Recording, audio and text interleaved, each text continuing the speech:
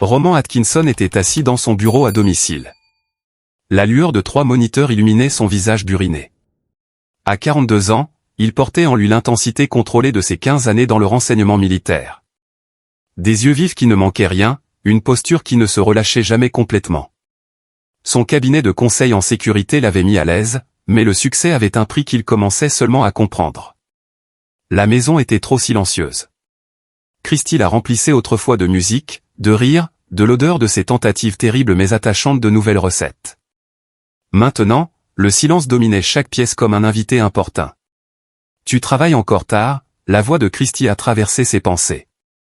Elle se tenait à la porte, 38 ans et toujours frappante, ses cheveux auburn tirés en arrière d'une manière qui semblait conçue pour créer de la distance.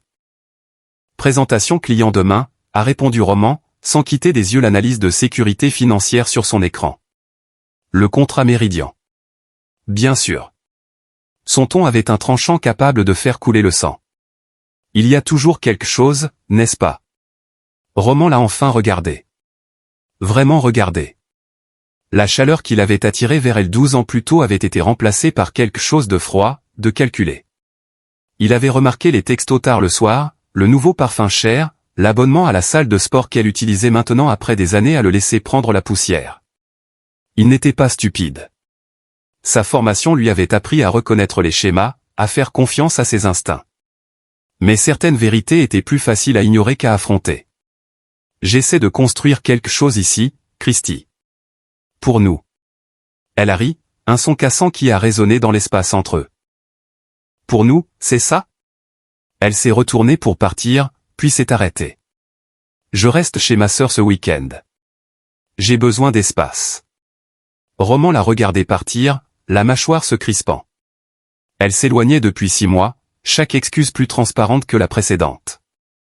Mais il avait été patient, espérant que quelle que soit cette phase, elle passerait. Cette patience s'épuisait. Après son départ, Roman a fait quelque chose qu'il avait évité. Il a ouvert le logiciel de suivi de son ordinateur portable, le même programme qu'il utilisait pour les évaluations de sécurité de ses clients.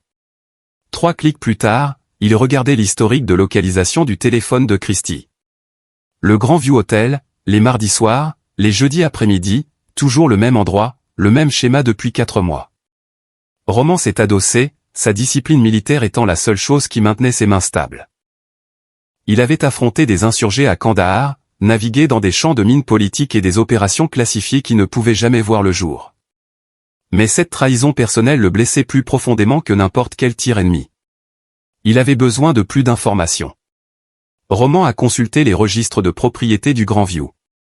La suite Pantouz appartenait à McCarthy Développement. Il a reconnu le nom, Jonathan McCarthy, un promoteur immobilier qui avait fait la une des journaux pour ses projets de luxe et ses tactiques commerciales impitoyables. Roman l'avait rencontré une fois à un gala de charité auquel Christie avait insisté pour qu'ils assistent. McCarthy était tout ce que Roman n'était pas, doux, charmant, riche de manières ostentatoires qui attiraient l'attention. Il avait serré la main de Roman avec une poigne qui ressemblait à un défi, ses yeux s'attardant sur Christie un instant de trop. Amateur, a marmonné Roman, commençant sa plongée en profondeur. En 1 heure, il avait le profil complet de McCarthy. 45 ans, divorcé 2 fois, plusieurs procès d'anciens partenaires commerciaux, des rumeurs de tactiques d'intimidation qui n'étaient jamais tout à fait parvenues au tribunal. Un prédateur dans un costume cher. Le téléphone de Roman a vibré. Eugène Wade, son voisin, un détective à la retraite qui avait emménagé il y a 3 ans et était devenu un ami inattendu. « Tu es là? J'ai besoin de te parler. »« Important. »« Viens », a tapé Roman en retour. Eugène est arrivé 10 minutes plus tard, sa carrure de seconde ligne remplissant l'embrasure de la porte. À 60 ans, il portait encore la vigilance de ses jours de flic. Des yeux qui en avaient trop vu et n'oubliaient rien. « Une bière », a proposé Roman. Ce n'est pas une conversation pour une bière. Le visage d'Eugène était sombre. J'ai besoin que tu écoutes attentivement et que tu n'interrompes pas. Tu peux faire ça? Quelque chose dans le ton d'Eugène a déclenché les anciens instincts de combat de Roman. Parle. Il y a un type qui surveille ta maison. Mercedes noire, vitres teintées, garée 2 rues plus loin. J'ai fait vérifier les plaques par des amis encore dans la police, enregistrées au nom d'une société écran qui remonte à McCarthy Développement. L'expression de Roman n'a pas changé, mais son esprit s'emballait déjà. Il y a plus, a continué Eugène. Il y a 3 jours, j'ai vu quelqu'un vérifier ton compteur de gaz. La compagnie de gaz dit qu'elle n'a aucune trace d'un appel de service à cette adresse. Le gars avait l'uniforme, le presse-papier, tout. Mais il est resté 20 minutes, Roman. 20 minutes pour une vérification de compteur. Tu penses à McCarthy? Je pense que le petit ami de ta femme prépare quelque chose et je pense que tu dois prendre ça au sérieux. Eugène a sorti son téléphone, montrant des photos à Roman. J'ai tout documenté. Appelle ça de la paranoïa de flic, mais quelque chose ne va pas. Roman a étudié les images, le véhicule de surveillance, le faux employé des services publics, les horodatages montrant un schéma d'observation qui lui a glacé le sang. Ce n'était pas juste une liaison. C'était autre chose. Depuis combien de temps sais-tu pour Christy? Eugène a grimacé. 1 mois environ. Je l'ai vu partir avec lui un soir quand tu étais à Seattle pour cette conférence. Je suis désolé, mon frère. Roman a hoché lentement la tête. Ne le sois pas. Tu viens peut-être de me sauver la vie. Roman a passé la journée suivante à fonctionner sur 2 niveaux. Un calme de surface, tandis que son esprit calculait les probabilités et les menaces. Il est allé à son bureau, a fait sa présentation client pour le contrat Méridian, a souri et a serré des mains comme si son monde ne s'effondrait pas. Mais à chaque moment libre, il creusait plus profondément sur Jonathan McCarthy. Ce qu'il a trouvé lui a glacé le sang. La deuxième femme de McCarthy, Dolores McCarthy, était décédée il y a 4 ans dans ce qui a été classé comme une chute accidentelle dans les escaliers de leur maison de vacances. Un timing pratique. Elle avait demandé le divorce 2 semaines plus tôt. L'assurance vie a rapporté 3 millions de dollars. Sa première femme, Catherine McCarthy, avait quitté l'État et vivait sous son nom de jeune fille, Wiggins. Roman l'a retrouvée grâce à un contact d'enquêteur privé, et l'appel téléphonique de 30 minutes l'a laissé secouer. C'est un monstre, avait murmuré Catherine, sa voix portant encore la peur des années après leur divorce. Charmant au début, mais le masque tombe. Il m'a menacé, ma famille. J'avais la preuve qu'il sabotait l'entreprise de mon père pour me forcer à rester, mais mon avocat a dit que nous n'y arriverions jamais. J'ai pris l'arrangement et je me suis enfui. Est-ce qu'il a déjà menacé votre vie? La pause au bout du fil était une réponse suffisante. Je dors avec une arme sous mon oreiller, monsieur Atkinson. Même maintenant, même avec 3 États entre nous. C'est le genre d'homme qu'est Jonathan McCarthy. Roman l'a remercié et a mis fin à l'appel, sa formation prenant le dessus pour réprimer la rage qui montait dans sa poitrine. Il avait déjà eu affaire à des cibles, des combattants ennemis, des fonctionnaires corrompus, des hommes qui avaient vendu leur pays pour de l'argent. Mais c'était personnel d'une manière qui rendait les choses à la fois plus difficiles et plus faciles. McCarthy ne couchait pas seulement avec sa femme. Il prévoyait d'éliminer Roman. La question était, pourquoi passer par une planification aussi élaborée? Puis ça a fait tilt. Christy avait un fonds en fiducie substantiel de son défunt père, mais les conditions étaient en béton. Si elle divorçait, elle perdait 75%. Mais si Roman mourait alors qu'ils étaient encore mariés, elle héritait de tout, y compris de son assurance vie et de ses parts dans l'entreprise. Roman valait plus mort que divorcé. Ce soir-là, il a travaillé dans son bureau à domicile, semblant absorbé par les protocoles de sécurité tout en examinant la surveillance de la propriété qu'Eugène avait fournie. Chaque angle de sa maison, chaque point d'entrée cartographié et analysé. Vers 21h, son téléphone a vibré avec un texto de Christy. Je reste une nuit de plus chez Jennifer. Ne m'attends pas, Jennifer Faulkner était la sœur de Christy, et Roman avait déjà confirmé par un appel rapide que Christy n'y était pas et n'y avait pas été de tout le week-end. Les mensonges devenaient de plus en plus bâclés. Ou peut-être qu'elle s'en fichait tout simplement. Roman était sur le point de répondre quand son système de sécurité a sonné. Mouvement détecté à la clôture arrière. Il a affiché le flux de la caméra et n'a rien vu, mais son instinct a hurlé, avertissement. Puis le texto d'Eugène est arrivé. En majuscule. Roman, par maintenant. Fais-moi confiance. Roman s'est mis en mouvement. Pure formation. A attrapé son sac d'urgence dans le placard du bureau, vieilles habitudes de ses jours de renseignement, son ordinateur portable, et s'est dirigé vers la porte. Alors qu'il atteignait la poignée, Eugène était déjà là, le visage pâle. Pas de question. On marche maintenant. Eugène. Maintenant. Quelque chose dans la voix d'Eugène, la présence autoritaire d'un homme qui avait convaincu des gens de ne pas sauter et de sortir de situations d'otage, a fait obéir Roman. Ils ont marché, la main d'Eugène ferme sur le bras de Roman, le guidant sur le trottoir à un rythme qui semblait décontracté mais qui couvrait rapidement du terrain. Ne regarde pas en arrière, a dit Eugène doucement. 3 pâtés de maison, puis on pourra parler. Roman a compté les pas, son esprit parcourant des scénarios. Fuite de gaz, invasion de domicile. Qu'est-ce que Eugène avait vu qui avait déclenché cette évacuation? Ils étaient à 2 pâtés de maison et demi quand Roman l'a entendu. Les premières sirènes, lointaines mais se rapprochant rapidement. Son instinct était de se retourner, de rebrousser chemin, mais la prise d'Eugène s'est resserrée. Continue de marcher. À 3 pâtés de maison, Eugène s'est finalement arrêté. Maintenant, tu peux regarder. Roman s'est retourné et le souffle lui a manqué. Sa maison était entourée de véhicules d'urgence, de camions de pompiers, de voitures de police et d'une ambulance. La porte d'entrée était ouverte, et même de cette distance, il pouvait voir le chaos organisé des premiers intervenants entrant et sortant. Ses genoux ont fléchi et Eugène l'a rattrapé, le faisant s'asseoir doucement sur la pelouse de quelqu'un. Quoi? Qu'est-ce qui s'est passé? La mâchoire d'Eugène était serrée. J'étais dans mon atelier, j'ai vu quelqu'un approcher de ta maison. Le même gars que sur les photos de l'employé des services publics. Il est passé par derrière.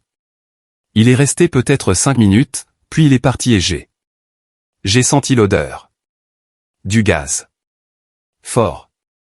J'ai appelé le 911 immédiatement, puis j'ai couru te chercher. Monoxyde de carbone.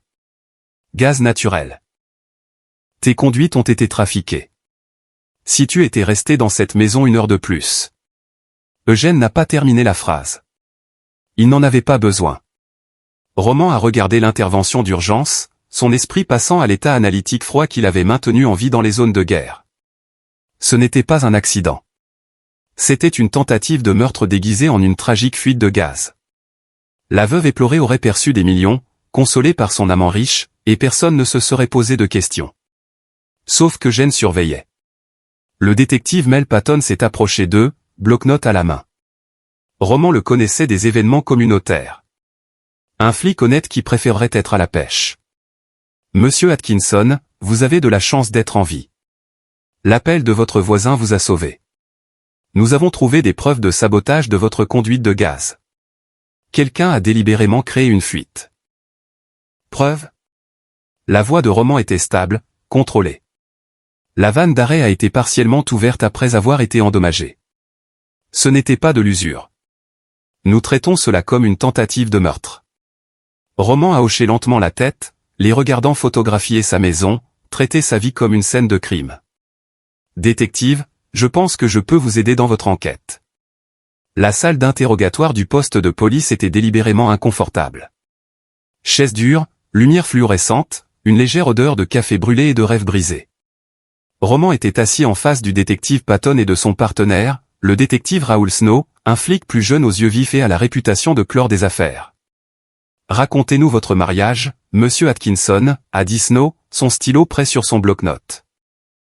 Roman avait passé la nuit chez Eugène, utilisant ses heures pour organiser ses preuves, sa chronologie, son dossier contre McCarthy. Maintenant, il l'exposait avec la précision d'un briefing militaire. Ma femme, Christy, a une liaison avec Jonathan McCarthy depuis environ 4 mois. J'ai des données de localisation, des reçus de cartes de crédit et des témoignages. Il a glissé un dossier sur la table, des impressions de tout ce qu'il avait compilé. Les sourcils de Patton se sont levés en parcourant la documentation.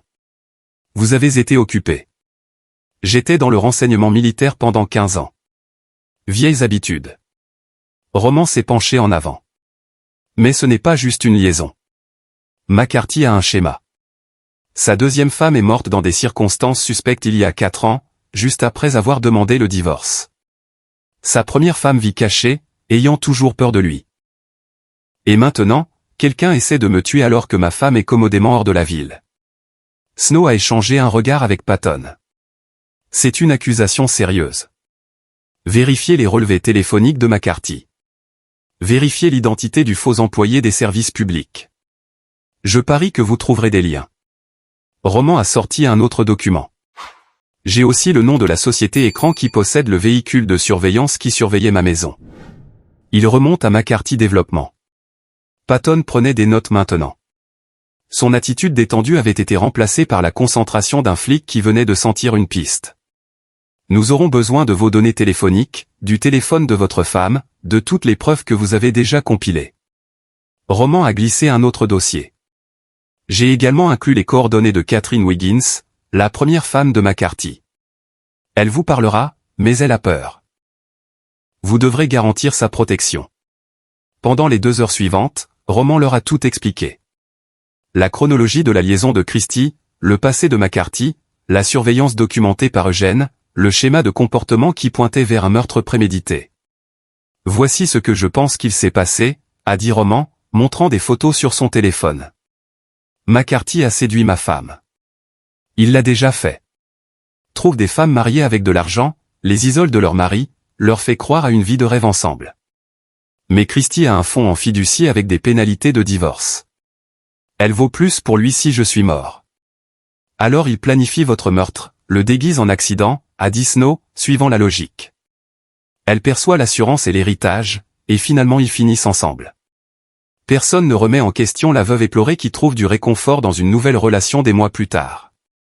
Exactement. La voix de Roman était glaciale. Sauf que Gene Wade était attentif. Patton s'est adossé à sa chaise. Nous allons faire venir McCarthy pour interrogatoire, et nous devrons parler à votre femme. Elle ne sait pas, a dit Roman doucement. Pour la tentative de meurtre.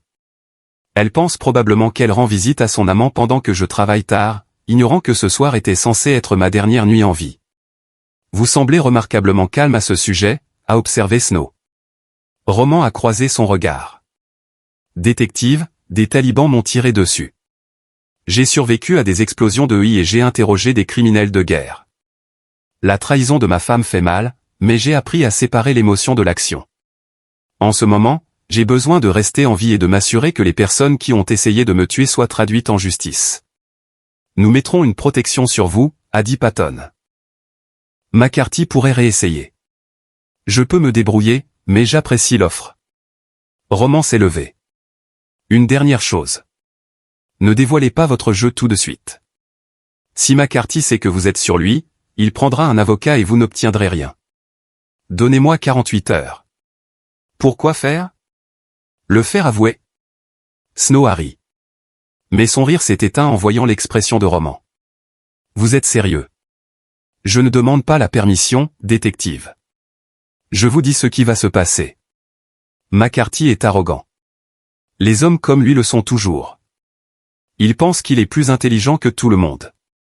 Que son argent et ses relations le rendent intouchable. Mais il n'a jamais eu affaire à quelqu'un comme moi. Patton s'est levé aussi. Ses instincts de flic se battaient avec son côté pratique. Monsieur Atkinson, je ne peux pas cautionner le vigilantisme civil. Je ne parle pas de vigilantisme. Je parle de vous donner des preuves qui le mettront en prison à vie. Roman s'est dirigé vers la porte, puis s'est arrêté. 48 heures. Ensuite, vous pourrez tout avoir. Lui, ma femme, toute la conspiration. Mais j'ai besoin de faire ça à ma façon. Après le départ de Roman, Snow a regardé son partenaire. On devrait l'arrêter. Patton est resté silencieux un long moment, étudiant les dossiers que Roman avait laissés. L'homme vient d'apprendre que sa femme a essayé de le faire tuer. Il a gagné le droit à quelques réponses. De plus, il n'a pas tort. McCarthy prendra un avocat dès que nous l'approcherons officiellement. Si Atkinson peut nous obtenir des aveux. C'est un jeu dangereux. Ouais, le sourire de Patton était sinistre. Mais j'ai le sentiment que Roman Atkinson sait comment jouer au jeu dangereux. Roman a passé les premières 24 heures après la fuite de gaz à devenir un fantôme dans sa propre vie. Il avait appris il y a longtemps que la meilleure façon de chasser était de faire croire à sa cible qu'elle avait gagné. Depuis une suite à l'hôtel Riverside, payé en espèces, enregistré sous un pseudonyme, il a coordonné avec Eugène et a rassemblé son équipe. Pas des flics, pas des canaux officiels. Des gens de son ancienne vie, ceux qui comprenaient que parfois la justice exigeait d'opérer dans l'ombre. Curtis Frank est arrivé le premier, un homme de 50 ans à la poitrine large, avec des tatouages qui racontaient des histoires et des cicatrices qui en racontaient plus. Ils avaient servi ensemble en Afghanistan, où Curtis avait été l'expert en communication de l'équipe. Maintenant, il dirigeait une agence d'enquête privée spécialisée dans les cas que les flics ne pouvaient pas toucher. « Mon frère, tu as une sale gueule », a dit Curtis, serrant Roman dans une brève et féroce étreinte. « Je me sens encore plus mal. J'ai besoin de ton aide. Dis-moi. » Roman a exposé la situation avec une efficacité militaire. La liaison, la tentative de meurtre, le passé de McCarthy, le calendrier serré dans lequel il travaillait. Curtis a sifflé bas. « Tu parles de faire tomber un millionnaire avec des relations. Ce n'est pas un projet de week-end. J'ai des preuves.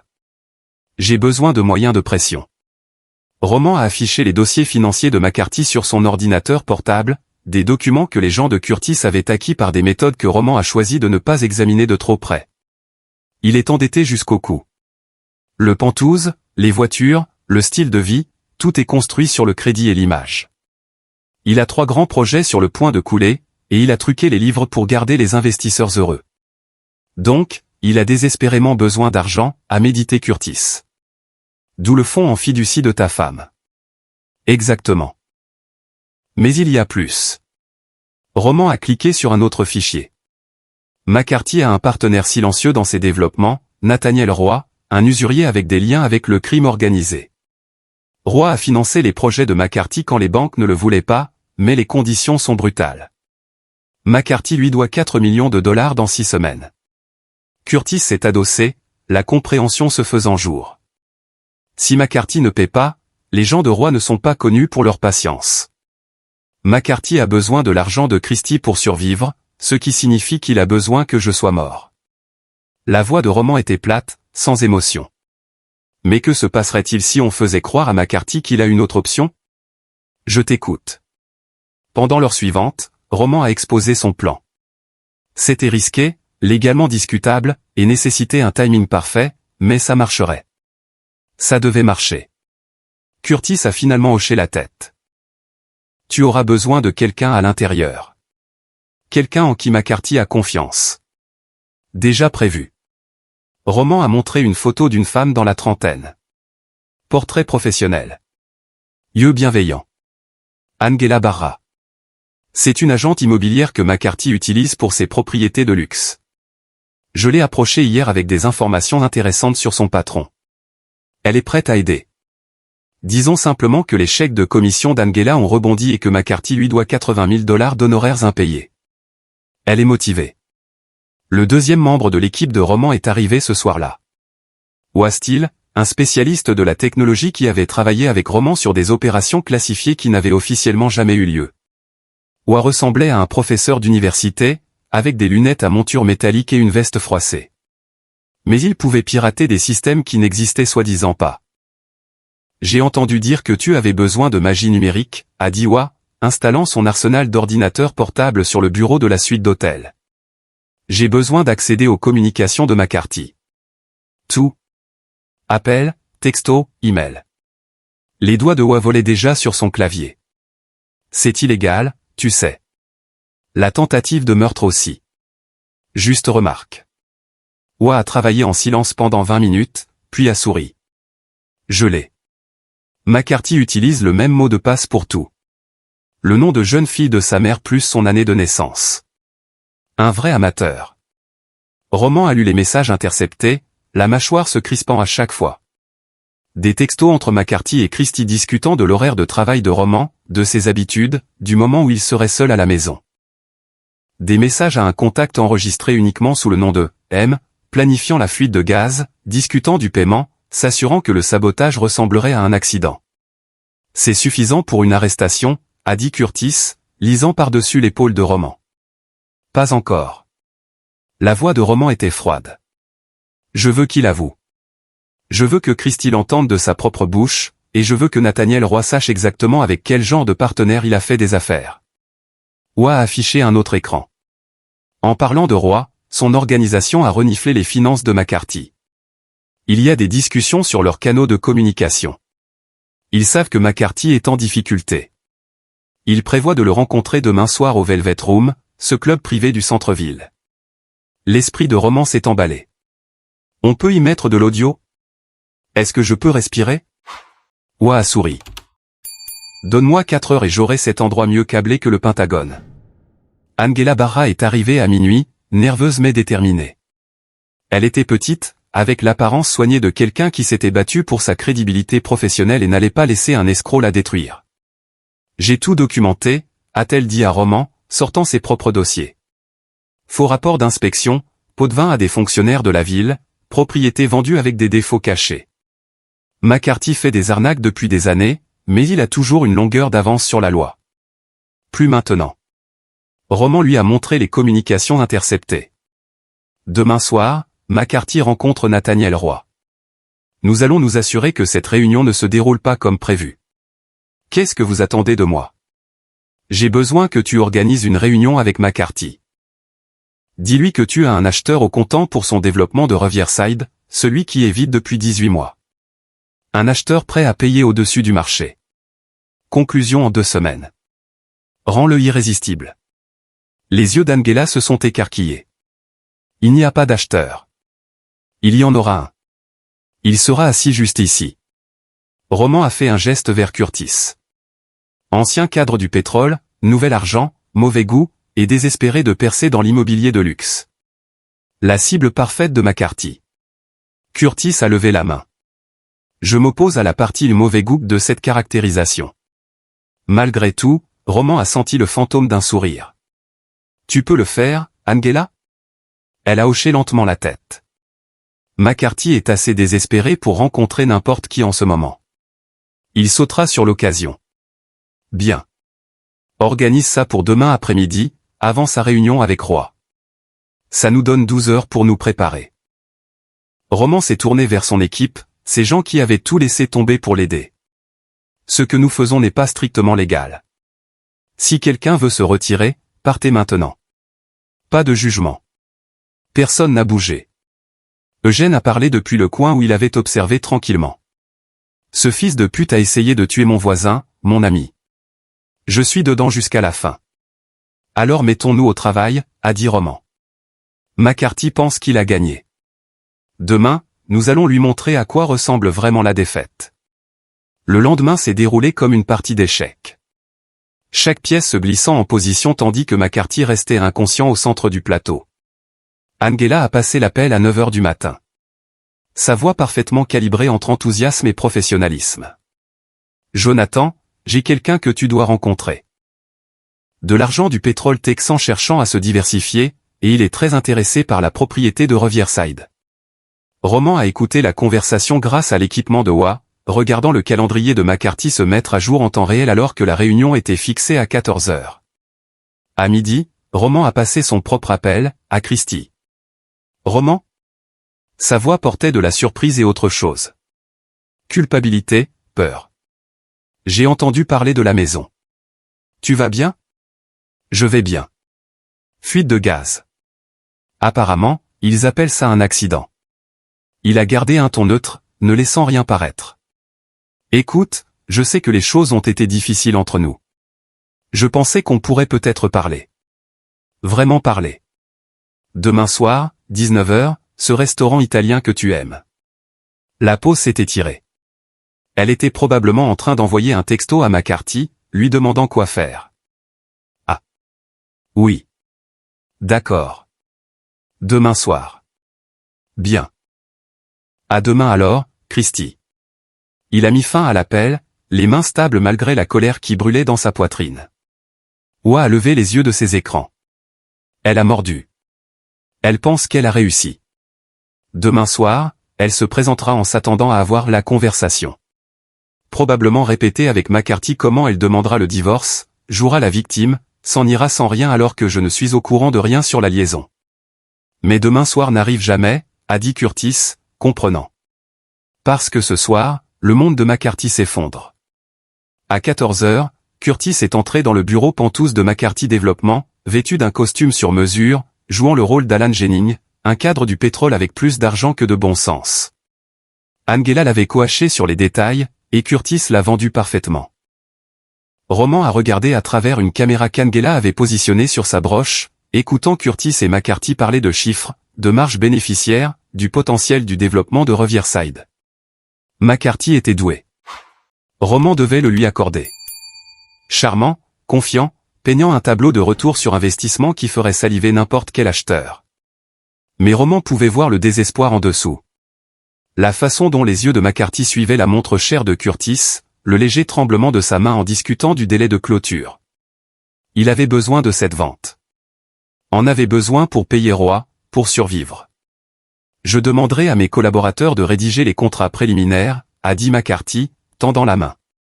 Nous pouvons conclure dans 10 jours si vous êtes prêts à agir. Curtis l'a serré, sa poigne ferme. Mes avocats vous contacteront. J'ai hâte de faire des affaires. Jonathan. Roman a changé de canal alors que Curtis quittait le bâtiment, surveillant maintenant les communications de McCarthy. En quelques minutes, McCarthy envoyait un texto à Christie. Grosse affaire en vue. On va s'en sortir, bébé. Fais-moi confiance. Puis un appel à Roy. Nathaniel, à propos de notre réunion de ce soir. J'aurai ton argent en avance. Paiement intégral plus intérêt. La réponse de Roy a été froide. On se voit à 20h. Ne sois pas en retard. Roman a vérifié sa montre. 6 heures avant la réunion au Velvet Room. 6 heures pour mettre en place les dernières pièces. Roy avait passé la matinée au Velvet Room, utilisant une fausse couverture d'inspection électrique pour placer des appareils audio dans la cabine privée de Roy.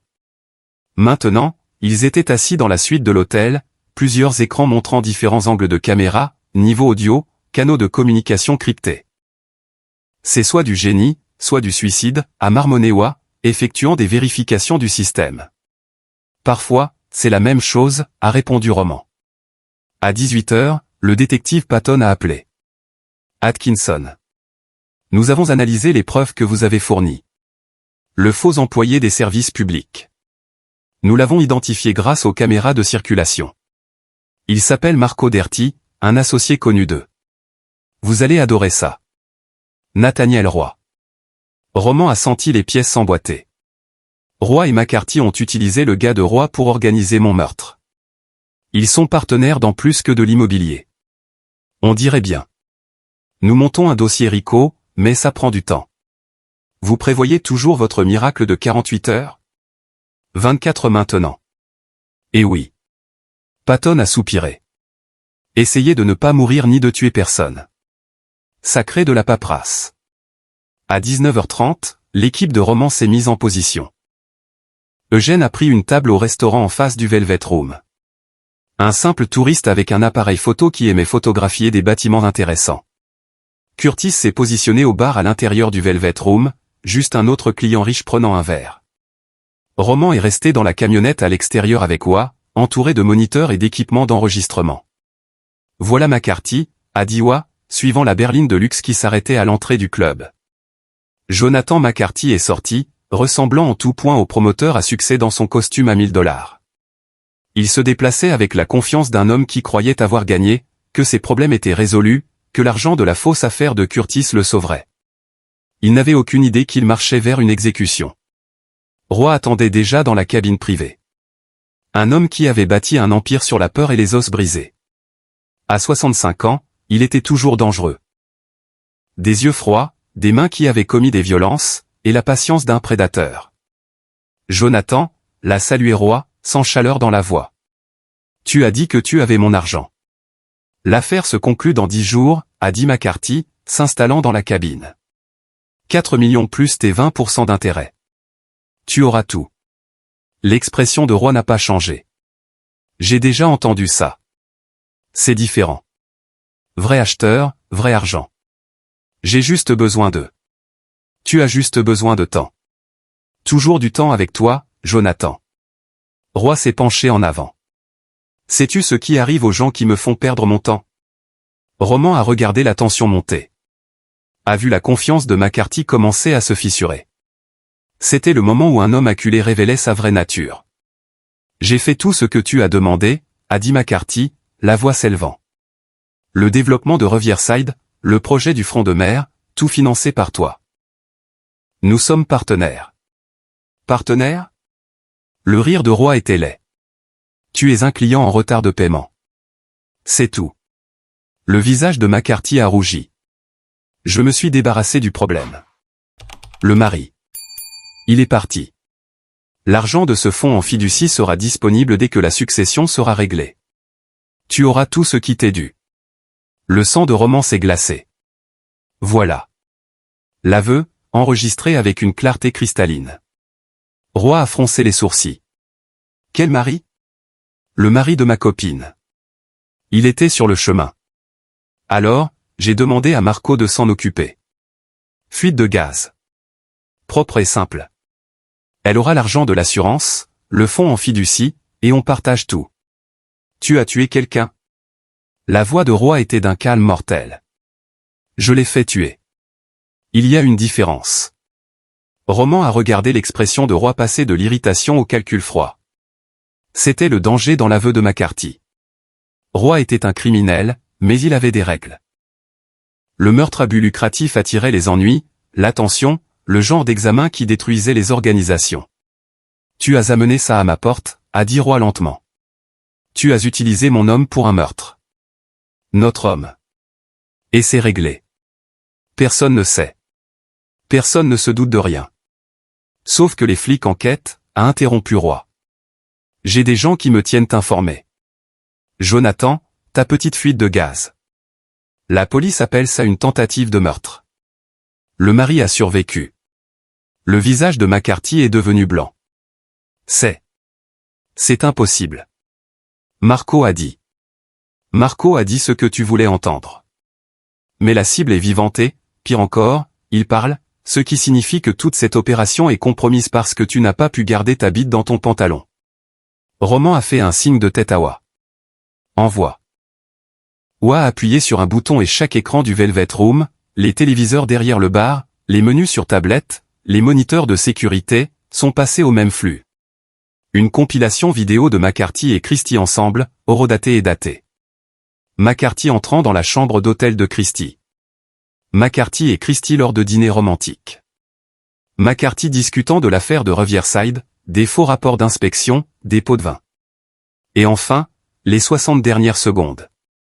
Les propres mots de McCarthy quelques instants plus tôt, avouant la tentative de meurtre. Le Velvet Room a éclaté dans le chaos. Les clients voyant les preuves, le personnel s'agitant, et Roy assis très immobile, fixant l'écran. Espèce d'enfant stupide et arrogant, a dit Roy doucement. Tu as tout détruit. McCarthy était debout, regardant autour de lui, affolé. C'est un coup monté. Quelqu'un me... La voix de Roman est sortie des haut-parleurs, calme et contrôlée. Bonjour, Jonathan. Le spectacle te plaît? Les yeux de McCarthy ont trouvé les caméras et pour la première fois, la peur a remplacé l'arrogance. Tu es mort, a sifflé McCarthy. Clairement pas. Mais ta carrière, ta liberté, ta vie telle que tu la connais, elles sont définitivement mortes. La voix de Roman était glaciale. Tu as essayé de me tuer pour de l'argent. Tu as séduit ma femme, planifié mon meurtre et tu as cru t'en être tiré. Mais tu as oublié quelque chose, Jonathan. Qu'est-ce que c'est? Je suis meilleur à ce jeu que toi. Les portes du Velvet Room se sont ouvertes en grand et le détective Patton est entré avec une douzaine d'officiers, mandat à la main. Jonathan McCarthy, vous êtes en état d'arrestation pour tentative de meurtre, complot en vue de commettre un meurtre et fraude. Nathaniel Roy, vous êtes en état d'arrestation pour racket, complot et environ 15 autres chefs d'accusation que nous aborderons au poste. Roman a tout regardé se dérouler sur les moniteurs. Le visage de McCarthy s'effondrant, l'acceptation froide de Roy, les menottes se refermant.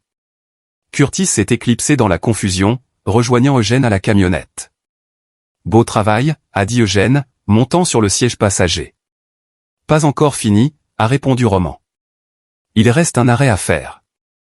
Christy Atkinson était assise dans le restaurant italien, vérifiant sa montre pour la 3e fois. Roman avait 15 minutes de retard. Inhabituel pour un homme qui se targuait de sa ponctualité. Son téléphone a vibré avec un texto de Jonathan. Il faut qu'on parle. Urgent. Avant qu'elle puisse répondre, Roman s'est glissé sur le siège en face d'elle. Il avait l'air différent, plus dur en quelque sorte, ses yeux portant un poids qui la mettait mal à l'aise. Pendant un instant, Christy a ressenti une étincelle de l'ancienne attraction, la force qui l'avait attirée vers lui avant que le mariage ne devienne une routine, avant que Jonathan ne la fasse se sentir jeune et désirée à nouveau. Désolé pour le retard, a dit Roman, sa voix neutre. J'avais des affaires à régler. Ce n'est pas grave, a tenté Christy avec un sourire.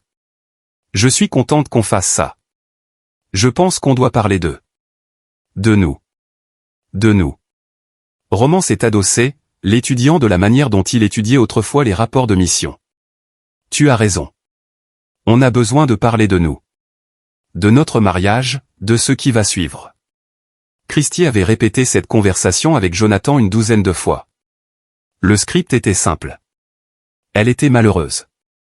Il s'était éloigné. Ce n'était la faute de personne. Elle voulait un divorce. Propre, à l'amiable, sans drame.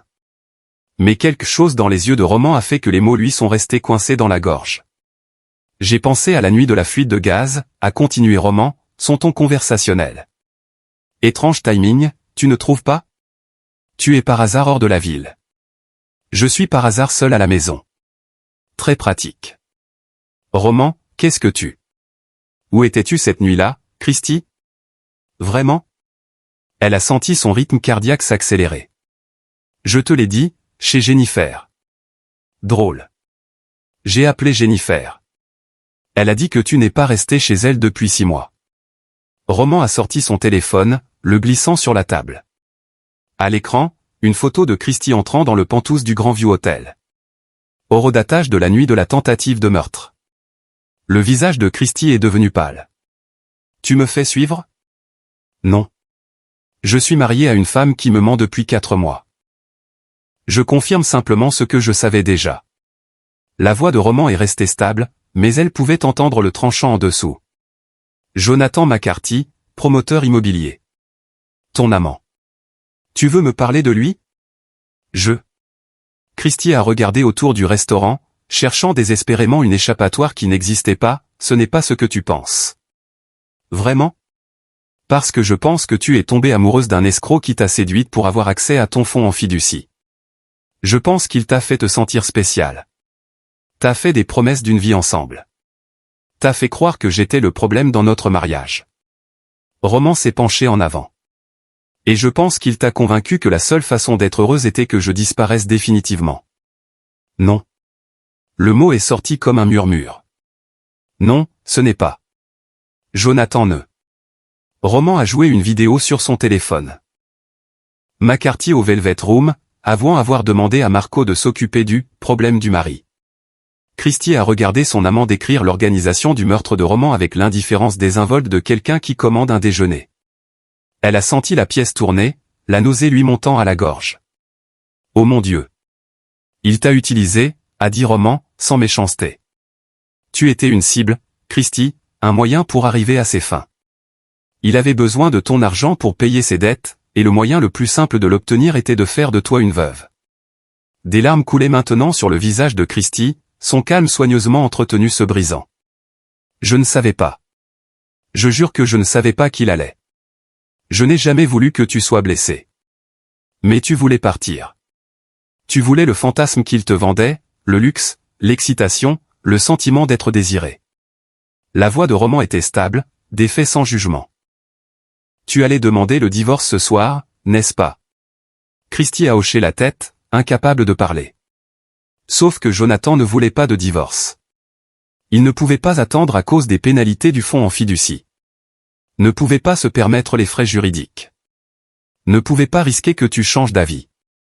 Alors, il a décidé de me tuer et de faire passer ça pour un accident. Étais-tu vraiment si aveugle, Christy? Ou est-ce qu'une partie de toi le savait, et a simplement choisi de ne pas regarder? Je ne savais pas, a-t-elle répété. Mais les mots sonnaient creux même à ses propres oreilles. Toutes ces conversations avec Jonathan sur l'horaire de travail de Roman, ses habitudes quand il serait à la maison. Elle avait pensé qu'il se plaignait juste d'un conjoint absent. Mais maintenant, elle les voyait pour ce qu'ils étaient, de la reconnaissance pour un meurtre. Jonathan a été arrêté, a dit Roman, rangeant son téléphone. Tentative de meurtre, complot, fraude. Nathaniel Roy aussi. Apparemment, Jonathan était très impliqué dans le crime organisé. La police a tout. Les communications, le paiement à Marco Derti pour la fuite de gaz, les aveux au Velvet Room. Les aveux? J'ai enregistré ces aveux ce soir. Je les ai diffusés pour que tout le monde les voie. Le sourire de Roman était froid. Il pensait avoir gagné jusqu'au moment où il a réalisé qu'il avait tout perdu. Christy pleurait ouvertement maintenant, le mascara coulant, l'image parfaite qu'elle avait entretenue s'effondrant en temps réel. Qu'est-ce qui va m'arriver? Ça dépend de la police. Tu seras interrogé sur ton implication, la liaison, les communications avec McCarthy, si tu étais au courant du complot de meurtre. Roman s'est levé, sortant son portefeuille et laissant de l'argent sur la table pour le vin non touché. Prends un bon avocat, Christy. Tu vas en avoir besoin. Roman, s'il te plaît. Je suis désolé. Je suis tellement désolé. Il l'a regardé un long moment. Cette femme qu'il avait aimée pendant 12 ans, qui avait partagé son lit et sa vie, qui avait tout gâché pour les mensonges d'un escroc. Je sais que tu le hais. Désolé de t'être fait prendre. Désolé que ton amant se soit avéré être un criminel. Désolé que le fantasme ait pris fin. Sa voix s'est légèrement adoucie. Mais je ne pense pas que tu sois désolé pour ce que tu nous as fait, pour la trahison, les mensonges, le fait que ton égoïsme a failli me faire tuer. Ce n'est pas juste. Juste? Tu veux parler de justice? Pour la première fois, la colère a percé le contrôle de Roman. J'ai survécu parce que mon voisin était attentif. Parce que Jen Wade a remarqué des choses que tu aurais dû remarquer. Que ton amant était un monstre. Que son plan était le meurtre. Que j'étais en danger. Où étais-tu, Christy? Où était la femme qui a promis de m'aimer et de me protéger? Elle n'avait pas de réponse. Roman s'est dirigé vers la porte, puis s'est arrêté. Le fonds en fiducie a une clause sur l'activité criminelle. Tes avocats la trouveront. Si tu es reconnu coupable de complot ou de complicité de tentative de meurtre, tu perds tout. L'ironie est belle, vraiment. Jonathan a essayé de me tuer pour obtenir ton argent. Et son plan signifie que tu te retrouveras sans rien de toute façon. Et toi? A demandé Christy, sa voix faible. Qu'est-ce que tu vas faire? Roman l'a regardé, son expression indéchiffrable. Passer à autre chose. Construire une vie qui n'inclut pas les gens qui veulent ma mort. C'est une barre basse, mais apparemment nécessaire. Il est sorti du restaurant, laissant Christy seule avec ses larmes et les débris de ses choix. Dehors, Eugène attendait dans la voiture. Comment l'a-t-elle pris? À peu près comme on pouvait s'y attendre. Roman est monté sur le siège passager, sentant le poids de la journée s'installer sur ses épaules. Elle a prétendu qu'elle ne savait pas pour le complot de meurtre. Tu la crois? Roman est resté silencieux un moment, regardant le restaurant à travers le rétroviseur. Je ne sais pas. Peut-être qu'elle dit la vérité. Peut-être qu'elle était tellement prise dans le fantasme qu'elle a délibérément ignoré les signes. Quoi qu'il en soit, elle a fait son choix. Et maintenant? Maintenant, on rentre à la maison. Ou ce qu'il en reste. Roman a réussi un sourire fatigué. Merci de m'avoir soutenu, Eugène. Toujours, mon frère. Toujours. 3 semaines après l'arrestation de McCarthy, Roman se tenait dans sa maison réparée. L'odeur de peinture fraîche et de nouvelles moquettes, un rappel brutal de la mort qu'il avait frôlé. La conduite de gaz avait été remplacée, les dégâts réparés, mais la maison semblait toujours vide. Christy avait déménagé, restant chez sa sœur pour de vrai cette fois, pendant que ses avocats tentaient de naviguer dans le champ de mine juridique qu'elle avait créé. La police l'avait interrogée pendant des heures, mais n'avait finalement pas pu prouver qu'elle était au courant du plan de meurtre de McCarthy. Les communications entre eux étaient accablantes, discutant de l'horaire de Roman, de ses habitudes, mais n'atteignaient pas le complot direct. Pourtant, les administrateurs du fonds en fiducie n'étaient pas aussi indulgents. Christy se battait contre eux au tribunal civil, mais les avocats de Roman étaient convaincus qu'elle perdrait. Les termes étaient clairs, toute activité criminelle, même par association, violait les conditions de l'héritage. Roman aurait dû se sentir vengé. Au lieu de cela, il se sentait surtout fatigué. Il examinait des dossiers pour son cabinet de sécurité lorsque le détective Patton a appelé. « Je pensais que tu voudrais savoir. La date du procès de McCarthy est fixée. Dans 6 mois. Le procureur demande la perpétuité sans possibilité de libération conditionnelle. Et Roy, Nathaniel Roy chante comme un canari. Il a dénoncé la moitié du réseau du crime organisé en échange d'une peine réduite. McCarthy va tomber lourdement. Tentative de meurtre, complot, fraude, racket. Les preuves que vous avez rassemblées ont scellé l'affaire. Roman a absorbé cette nouvelle avec une satisfaction sinistre. Et Marco Derti? Le gars qui a réellement trafiqué ma conduite de gaz. Il a plaidé coupable. Il témoigne contre McCarthy et Roy en échange de 15 ans au lieu de la perpétuité. Entre lui, les aveux de Roy et l'enregistrement du Velvet Room, nous avons un dossier en béton. Bien. Patton est resté silencieux un moment. Comment vas-tu, Roman? Vraiment. Je suis en vie. C'est plus que ce que McCarthy avait prévu pour moi. Ce n'est pas ce que j'ai demandé. Roman a regardé autour de sa maison vide, pensant à 12 ans de mariage, aux rêves qu'ils avaient construits et détruits. Je suis en train de digérer. Je prends les choses un jour à la fois. Si tu as besoin de quoi que ce soit. Je sais où vous trouver, détective. Merci. Après la fin de l'appel, Roman en a passé un autre, à Angela Barra. Roman, je pensais justement à toi. Comment va la maison? De nouveau habitable. Et les affaires? Angela a ri, un son de soulagement sincère. En plein essor. En fait, il s'avère que dénoncer un promoteur corrompu vous rend très populaire auprès des clients qui apprécient l'honnêteté. J'ai eu 3 nouvelles annonces cette semaine, et les anciens clients de McCarthy viennent me voir pour être représentés. Content que quelque chose de bien soit sorti de ce gâchis. Plus que tu ne le penses. La ville enquête sur tous les développements de McCarthy. Ils ont trouvé des violations dans presque toutes les propriétés, pots de vin, fausses inspections, matériaux de qualité inférieure. Des centaines de propriétaires reçoivent une compensation. Angela a fait une pause. Tu as fait une bonne chose, Roman. Tu l'as arrêté avant que plus de gens ne soient blessés. Roman n'était pas sûr d'être d'accord. Ses motivations avaient été la vengeance, pas la justice. Mais il a accepté le sentiment. Reste en contact, Angela. Et si jamais tu entends parler de promoteurs suspects, tu sais qui appeler. Absolument. Cet après-midi-là, Curtis est passé avec Eugène, apportant de la nourriture chinoise et de la bière. Déjeuner d'intervention, a annoncé Curtis, déballant des récipients sur le comptoir de la cuisine de Roman. Tu es resté enfermé ici trop longtemps. Il est temps de rejoindre les vivants. Je vais bien. Tu survis, a corrigé Eugène. C'est différent. Quand as-tu quitté cette maison pour la dernière fois pour autre chose que le travail ou des interrogatoires de police?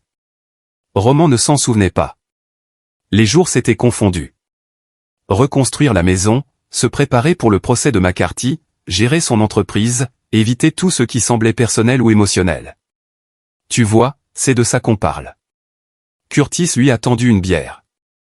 Tu as fait tomber un tueur, tu as sauvé ta propre vie et tu as probablement empêché McCarthy de faire plus de mal. Ça vaut la peine de célébrer. Ma femme a essayé de me faire assassiner. Pardonne-moi si je ne suis pas d'humeur à faire la fête. Eugène s'est assis au comptoir. Christy a fait son choix. Elle a mal choisi. Mais tu ne peux pas laisser sa mauvaise décision définir le reste de ta vie. Je ne le fais pas, vraiment? Curtis a fait un geste vers la maison. Tu vis au même endroit où quelqu'un a essayé de te tuer. Entouré de rappels d'un mariage raté, t'isolant de tous ceux qui se soucient de toi. Ce n'est pas passer à autre chose, mon frère. C'est te punir. Roman a commencé à argumenter, puis s'est arrêté. Il n'avait pas tort. Il faisait les choses machinalement, réparant la maison, gérant les affaires, se préparant pour les procès, mais ne vivant pas vraiment. Je ne sais pas comment faire ça, a-t-il admis doucement. J'ai survécu au combat, enquêté sur des terroristes, mené des opérations en territoire hostile. Mais ça, une trahison personnelle de quelqu'un que j'aimais. Je n'ai pas de manuel pour ça. Personne n'en a dit Eugène doucement. Mais tu n'as pas à le découvrir seul. C'est à ça que servent les amis. Ils ont mangé dans un silence amical, et Roman a senti quelque chose se desserrer dans sa poitrine, une tension qu'il n'avait pas réalisé qu'il portait. Le contrat Méridian a été signé, a dit Roman finalement. Refonte de la sécurité pour tout leur campus d'entreprise. Projet de 6 mois, 7 chiffres. Curtis a levé sa bière. Tu vois, de bonnes choses peuvent encore arriver. Je pensais à développer l'entreprise, peut-être à prendre des partenaires. Roman a regardé Curtis. Intéressé par la direction des enquêtes à plein temps? Ton cabinet pourrait fusionner avec le mien. Créer un service complet de sécurité et d'enquête. Les yeux de Curtis se sont écarquillés. Tu es sérieux? Je suis sérieux. Tu m'as sauvé la vie avec ton aide sur l'affaire McCarthy. Je te fais confiance. Je respecte ton travail et je pense qu'on ferait une sacrée équipe. Alors je suis partant. Curtis a tendu la main et ils ont conclu l'affaire.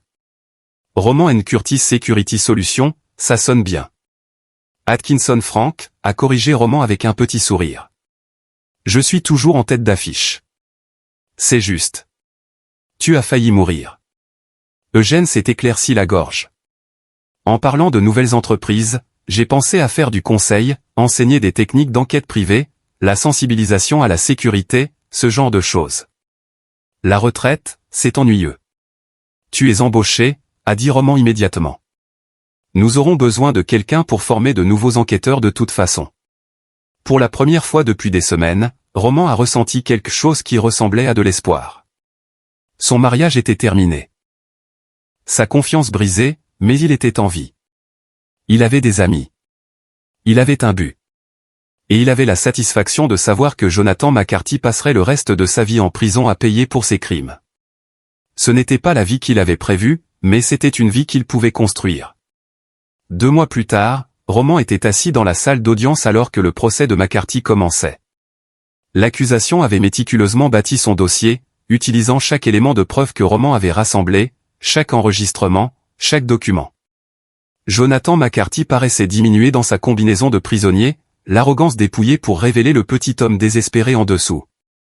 Ses avocats hors de prix ont fait de leur mieux, mais les preuves étaient accablantes. Le témoignage a commencé avec le détective Patton, guidant le jury à travers l'enquête. Puis Marco Derty, décrivant comment McCarthy l'avait engagé pour saboter la conduite de gaz de Roman, lui avait payé $10 000 pour commettre un meurtre. Est-ce que M. McCarthy a expliqué pourquoi il voulait la mort de Roman Atkinson, a demandé le procureur. Il a dit que la femme du gars avait de l'argent, un fonds en fiducie ou quelque chose comme ça. Il a dit que si le mari mourait, elle hériterait de tout et qu'ils pourraient être ensemble. La voix de Marco était plate, sans émotion. Je lui ai dit que c'était une mauvaise idée. Trop de façons que ça pouvait mal tourner. Mais il a insisté. Il a dit qu'il devait de l'argent à des gens dangereux et qu'il en avait besoin. La salle d'audience a murmuré. Les jurés prenaient des notes. Les avocats de McCarthy s'opposaient à tout et n'obtenaient rien. Puis est venu Nathaniel Roy. Le chef du crime semblait plus vieux en détention, le pouvoir dépouillé pour révéler un prédateur calculateur. Mais son témoignage était dévastateur, décrivant comment McCarthy l'avait approché pour un financement, comment la relation s'était détériorée, comment McCarthy avait avoué le complot de meurtre au Velvet Room. Dans mon métier, nous avons des règles, a dit Roy, sa voix portant le poids de la violence. On n'attire pas les ennuis. On n'attire pas l'attention. On ne prend pas de décisions stupides qui mettent en danger l'organisation. McCarthy a enfreint toutes ces règles. Alors, qu'aviez-vous prévu de faire à ce sujet, a demandé le procureur. Le sourire de Roy était froid. J'allais le laisser tomber. Le laisser couler tout seul. Mais M. Atkinson a fourni à la police toutes ces preuves et les problèmes de McCarthy sont devenus publics. On ne peut pas ignorer ça. Le 3e jour, c'était au tour de Roman. Il s'est dirigé vers la barre des témoins, parfaitement conscient des yeux de McCarthy sur lui, l'homme qui a essayé de le tuer pour de l'argent, assis à 6 mètres de distance. Le procureur l'a guidé à travers son témoignage, la découverte de la liaison, l'avertissement d'Eugène, la fuite de gaz, l'enquête qui a suivi. Roman a gardé une voix stable, ses réponses précises, donnant au jury des faits sans émotion. Mais lorsque l'avocat de la défense s'est levé pour le contre-interrogatoire, Roman a senti sa mâchoire se crisper. Monsieur Atkinson, n'est-il pas vrai que vous vous êtes livré à une surveillance illégale de mon client, a demandé l'avocat, son ton accusateur. J'ai surveillé la localisation et les communications de ma femme, ce qui est légal pour un conjoint de fer. Vous avez piraté les emails de Monsieur McCarthy. J'ai accédé à des informations publiquement disponibles et utilisé des outils légaux pour recueillir des preuves d'un crime commis contre moi. Tout ce que j'ai fait, je l'ai fait pour sauver ma vie. L'avocat n'a pas été découragé. Vous avez mis en place une opération de piège élaborée sans l'implication de la police. Vous avez contraint des témoins, manipulé des preuves. Objection, a interrompu le procureur. Le conseil témoigne, il ne questionne pas, maintenu. Allez au fait, maître. L'avocat de la défense a essayé un autre angle. Monsieur Atkinson, vous avez une formation en renseignement militaire, n'est-ce pas? Vous savez comment manipuler les gens, créer de faux scénarios, extraire des aveux. Je sais comment reconnaître les menaces et y répondre de manière appropriée. Avez-vous manipulé la situation au Velvet Room pour faire dire à mon client des choses qu'il ne voulait pas dire? Roman a croisé le regard de l'avocat, calmement. Votre client a avoué une tentative de meurtre. Il a décrit avoir engagé Marco Derti pour saboter ma conduite de gaz. Il l'a fait volontairement, croyant s'en être tiré. La seule chose que j'ai manipulée, c'est de lui donner assez de cordes pour se pendre. Pas d'autres questions, a dit l'avocat, s'asseyant avec une frustration visible. Roman a quitté la barre, se sentant épuisé mais satisfait. Il avait dit sa vérité, et le jury avait écouté. Ce soir-là, alors qu'il se dirigeait vers sa voiture sur le parking du palais de justice, une femme l'a approché. Monsieur Atkinson, je suis Catherine Wiggins. Nous nous sommes parlé au téléphone. Roman a immédiatement reconnu la première femme de McCarthy, la peur toujours présente dans ses yeux, mais aussi une détermination féroce. Madame Wiggins, je ne m'attendais pas à vous voir ici. Je suis venu en avion pour témoigner demain sur Jonathan, sur ce qu'il m'a fait. Catherine s'est serrée dans ses bras malgré la soirée chaude. J'ai eu peur de lui pendant des années. Mais vous voir le faire tomber, le voir dans cette salle d'audience, impuissant. J'ai réalisé que je pouvais être courageuse aussi. Ce que vous faites demande un vrai courage. Tout comme survivre à ce que vous avez survécu. Catherine l'a regardé avec compréhension. Il détruit les gens. C'est ce qu'il fait. Mais vous ne l'avez pas laissé vous détruire. C'est inspirant. Roman ne se sentait pas inspirant. Il se sentait en colère, blessé et trahi, mais il a réussi à hocher la tête. Votre témoignage aidera à le mettre en prison pour de bon, a-t-il dit. C'est important. Je l'espère. J'espère qu'il n'aura jamais la chance de faire du mal à quelqu'un d'autre. Catherine a sorti une carte de visite. Si jamais vous avez besoin de parler, quelqu'un qui comprend ce que c'est que d'échapper à l'orbite de Jonathan McCarthy, appelez-moi. Parfois, ça aide de parler à quelqu'un qui est passé par là. Roman a pris la carte, étrangement touché. Merci, et bonne chance pour demain. Il l'a regardé s'éloigner, cette femme qui avait survécu aux abus de McCarthy et était revenue pour témoigner contre lui, et a ressenti une étrange parenté. Ils étaient tous les deux des survivants, tous les deux en train de reconstruire leur vie sur les cendres de la destruction de McCarthy. Le lendemain, le témoignage de Catherine a été dévastateur. Elle a décrit des années d'abus psychologiques, de manipulation financière, de menaces contre sa famille. Le jury a écouté avec une colère visible, et Roman a vu McCarthy se ratatiner davantage sur son siège. Lorsque l'accusation a terminé, les avocats de McCarthy ont fait de leur mieux avec des témoins de moralité et des objections techniques, mais rien ne pouvait surmonter la montagne de preuves, les enregistrements, les témoignages, le schéma de comportement documenté.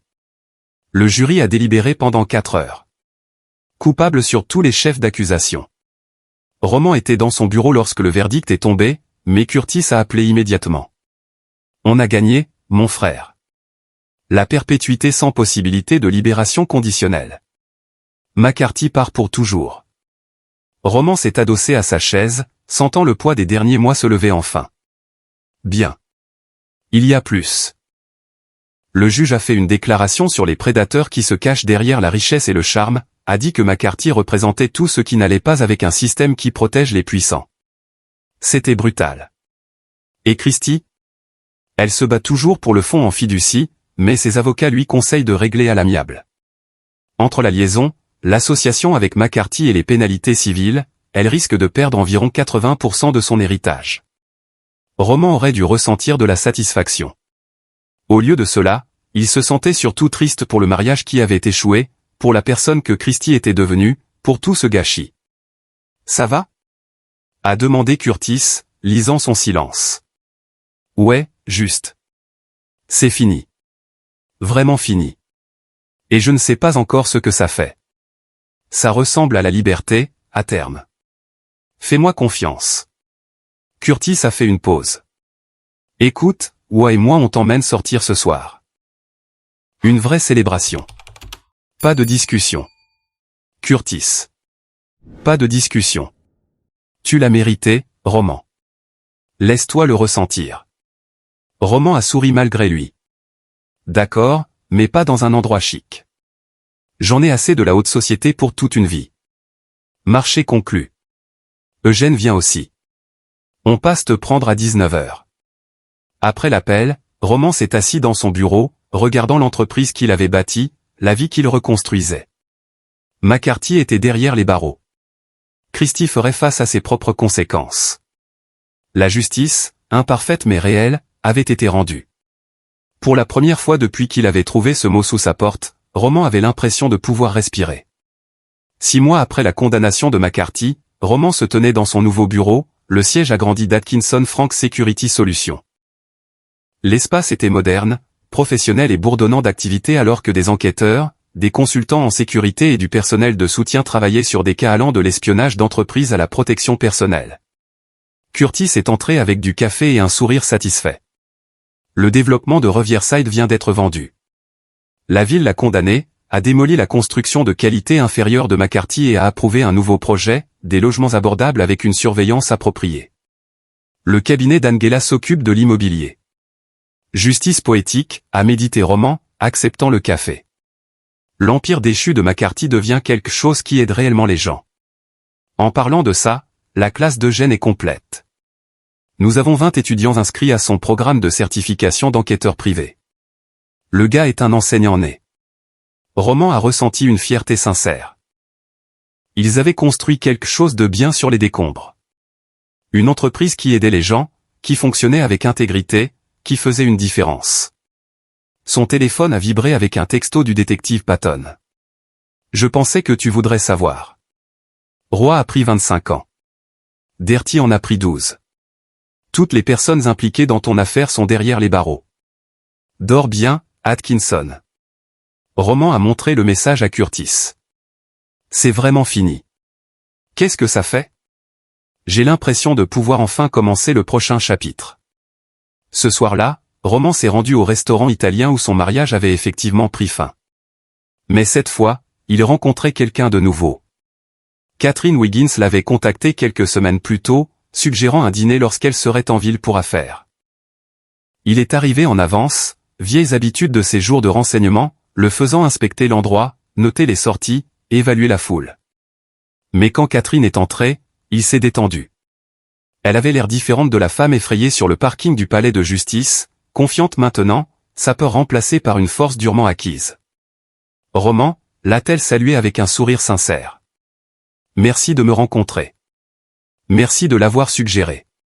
Comment allez-vous? Ils se sont installés dans une conversation facile. Deux personnes qui avaient survécu au même prédateur, comparant leurs notes sur la reconstruction de leur vie. Catherine avait créé une organisation à but non lucratif pour aider les survivants de violences domestiques à naviguer dans le système juridique. Roman lui a parlé de l'expansion de son entreprise, de la satisfaction de faire un travail qui comptait. J'ai vu aux nouvelles que les appels de McCarthy ont été rejetés, a dit Catherine. Il va vraiment passer le reste de sa vie en prison. Bien. Est-ce que ça vous apporte une forme de conclusion?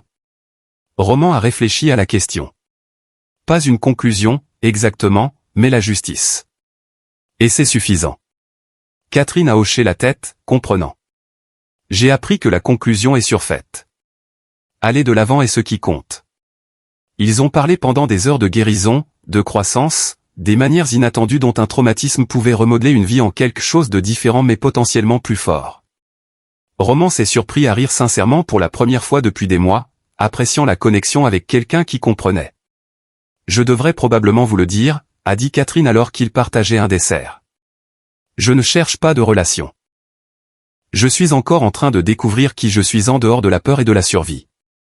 Je comprends ça. Croyez-moi. Roman a souri. Mais j'aimerais rester en contact, en tant qu'ami. Si ça vous va.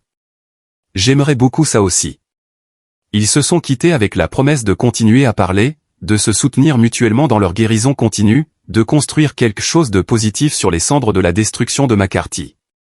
Roman est rentré chez lui, non pas dans l'ancienne maison, qu'il avait vendue il y a un mois, mais dans un nouvel appartement en centre-ville. Plus petit, moderne, sans souvenir de Christy ni de rêve brisé, juste de l'espace pour construire quelque chose de nouveau. Eugène attendait dans le hall, une bouteille de bourbon à la main. « Je pensais que tu voudrais de la compagnie pour l'acte officiel final. » « Quel acte final ?» Eugène a sorti des papiers. « Ton divorce. C'est finalisé. Christy a signé hier. » Roman a pris les documents, voyant son mariage réduit à une terminologie juridique et à des divisions d'actifs. Christy avait accepté une fraction de ce qu'elle espérait, les pénalités du fonds en fiducie et les frais juridiques rongeant son héritage. Roman n'avait pris que ce qui était à lui, refusant de profiter de sa chute. « Comment te sens-tu » a demandé Eugène alors qu'il montait dans l'ascenseur jusqu'à l'étage de Roman. « Libre » a dit Roman, et il a réalisé que c'était vrai. En colère encore, parfois blessé, mais surtout juste libre. Ils se sont installés dans le nouveau salon de Roman.